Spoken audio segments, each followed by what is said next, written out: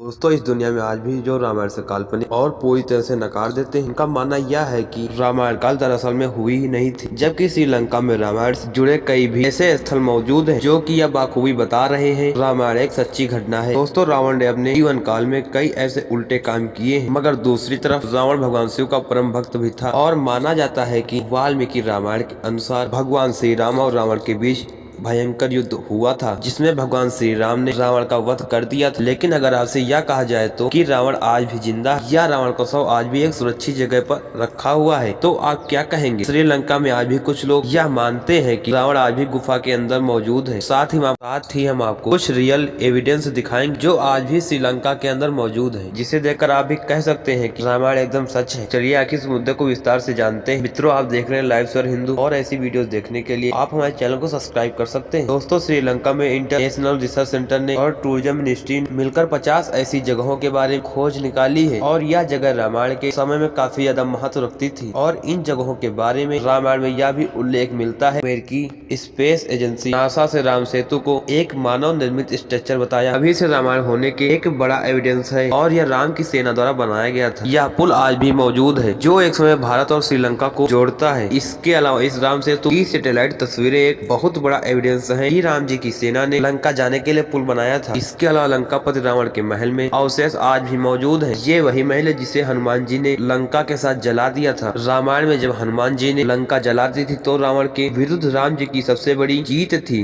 रावण ने माता सीता का हरण करके जिस जगह पर रखा था उसके पास एक झरना है और झरना की चट्टानों पर आज भी हनुमान जी के पैरों के निशान मौजूद हैं। ऐसे प्रमाण मिले हैं जिनसे साबित होता है कि रामायण कोई कथा नहीं है, जैसे कि अशोकवाट का रामायण कालीन हवाई अड्डा, संजीवनी बूटी पहाड़, राम रावण की युद्ध भूमि, रावण की गुफा, पानी में तैरने वाला पत्थर और ऐसी कई प्राचीन जगह अवशेष मिले हैं जिनका इतिहास रामायण से जुड़ा हुआ। दोस्तों, श्रीलंका के रामायण अनुसंधान कमेटी ने रामायण होने के तो प्रमाण दे दिया, लेकिन यह बात जब आती है तो बड़े बड़े पुरातत्व वैज्ञानिक भी हैरान रह जाते। जब भगवान श्री राम रावण के बीच युद्ध हुआ था तो उसे युद्ध में रावण ने अपने अहंकार से ही मारा गया था और उसके बाद रावण के अंतिम संस्कार के लिए उसके शव को विभीषण को सौंप दिया गया था। विभीषण ने अंतिम संस्कार करने के लिए सभी जरूरी चीजों को एकत्र किया। उसके बाद विभीषण ने विधि पूर्वक रावण का अंतिम संस्कार किया। लेकिन कई लोग यह आज भी मानते हैं कि सच्चाई ये नहीं है। विभीषण को लंकापति रावण के शव को सौंपे जाने पर उसका अंतिम संस्कार हुआ था या नहीं, इसके बारे में कोई कुछ नहीं जानता है। मान्यताओं के अनुसार ऐसा भी बताया गया है कि रावण की मृत्यु होने के बाद के शव को रावण के वफादार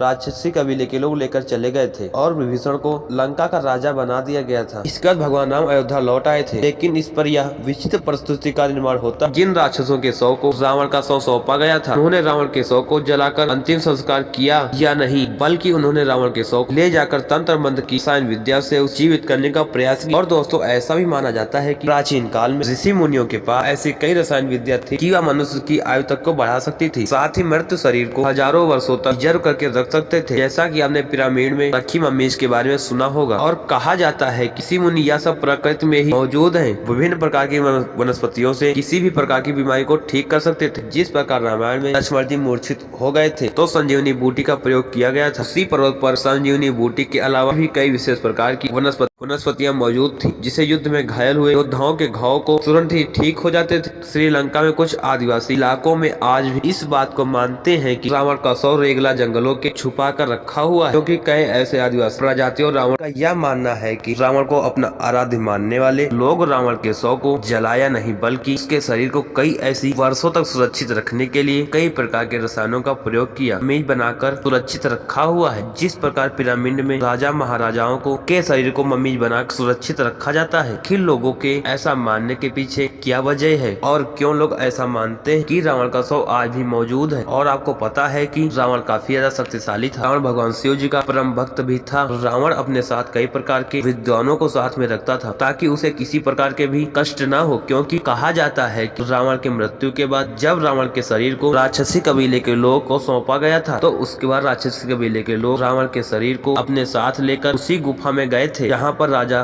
पूजा किया करता था। राक्षसों ने रावण को जिंदा करने की बहुत कोशिश की, लेकिन कोई सफलता नहीं मिली। कई प्रकार की जड़ी बूटियों से रावण को जिंदा करने की कोशिश करी। उसके बाद लोगों ने थक शाकाहार कर रावण को 100 को मम्मी बनाने का फैसला किया और उन्हें उम्मीद थी कि इस तरह से रावण अवश्य जिंदा हो जाएंगे। दावा है कि जिस ताबूत ने रावण को रखा हुआ है उस पर एक खास किस्म का लेप लगाया हुआ है, जिसकी वजह से हजारों सालों तक वैसे का वैसा है जिस रेगला गुफा की बात हो रही है। और ऐसा माना जाता है कि रावण इसी गुफा में आकर पूजा पाठ किया करता था। यह गुफा रेगला जंगलों के बीच विशाल पहाड़ी पर है जो 8000 फीट ऊंचाई पर है। दावा है कि 17 फीट लंबी ताबूत में रावण को मम्मी बनाकर रखा हुआ है, लेकिन यह जंगल इतना बड़ा है कि और इसके अंदर कई प्रकार के खूंखार जानवर भी रहते हैं, इसलिए उसके अंदर ज्यादा कोई नहीं जाता है। यहाँ पर आज भी रावण का शव सुरक्षित रखा हुआ है। इस जंगलों में कई प्रकार के जहरीले नाग और जंगली जानवर रहते हैं, इसी कारण लोग में खोज करने से डरते हैं। ये कहा जाता है कि उस समय शैव संप्रदाय में समाधि लेने की परंपरा भी थी और रावण शैव संप्रदाय से था। और कुछ लोगों का यह भी मानना है कि रावण की मम्मी के नीचे काफी भारी मात्रा में खजाना दफन है। हालांकि कई लोग इस बात से सहमत नहीं है और उनका मानना यह है कि खजाना होता तो शेष रहना संभव नहीं था। इसके अलावा रावण भी जुड़े कई ऐसे प्रमाण मौजूद हैं। श्रीलंका के रावण अनुसंधान कमेटी ने दुनिया के सामने प्रस्तुत किया। हो सकता है कि विज्ञान इन बातों को सच न माने और कई बार देखा गया कि प्राचीन लोगों की मान्यताओं से भी कई बार सच हुई है और उसके सामने विज्ञान के भी तर्क काम नहीं आते हैं। हिंदू मान्यताओं के अनुसार रावण त्रेता युग का सबसे शक्तिशाली राजा था। उससे अपनी ताकत पर बहुत घमंड था। उससे आखिरकार ले डूब। दोस्तों, इस मुद्दे को लेकर आप क्या सोचते हैं कमेंट सेक्शन में अवश्य बताइएगा। आज के लिए बस इतना ही। मिलते हैं आपसे अगली वीडियो में अगले टॉपिक के साथ।